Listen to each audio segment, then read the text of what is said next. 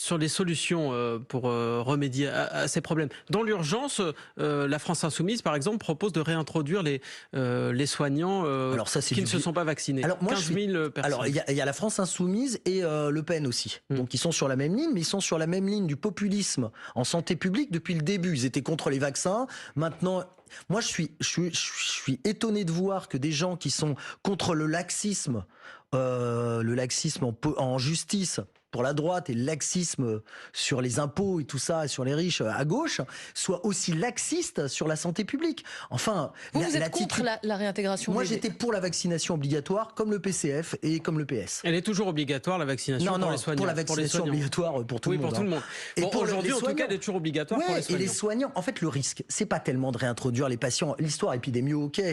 Le risque, il est pas là. C'est, ok, on fait quoi pour la prochaine vague de Covid? Plus personne se vaccine. On a eu énormément de difficultés à ce que les gens se vaccinent, notamment les personnels paramédicaux, moins les médecins.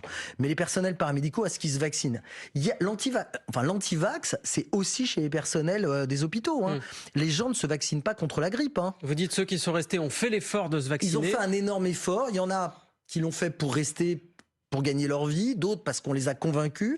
Mais ces gens-là, la prochaine fois, ils se vaccineront pas. Et ils auront raison. Auront raison. Ceux qui se sont vaccinés au début, les premières semaines, on sait maintenant qu'il n'y a pas de risque.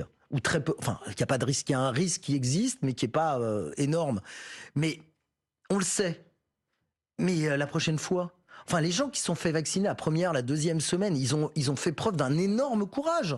Et donc, on va dire à ceux qui n'ont pas voulu se faire vacciner, ceux qui ne croient pas dans la médecine contemporaine, ceux qui croient que les vaccins tuent, ceux qui lisent la presse complotiste, Facebook, toutes ces choses, on va leur dire revenez à l'hôpital. Ça veut dire quoi? Ça veut dire que la prochaine fois, quand moi je vais prescrire un médicament, ils me diront ah non, moi je le fais pas, j'y crois pas.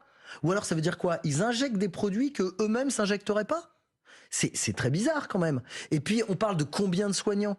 On n'en sait même rien. Il y a des chiffres, 15 000. Alors 15 000, on divise par 6 000 établissements, ça fait 3 000, 2 000. On ne sait pas, là-dedans, il y a des techniciens, il y a des secrétaires, on ne sait même pas combien c'est de soignants. Chez moi, je pense que c'est 2, 3. Dans mon service. C'est pas ça qui ferait la différence. Ça n'est pas ça qui fait la différence, c'est juste du clientélisme et de la démagogie.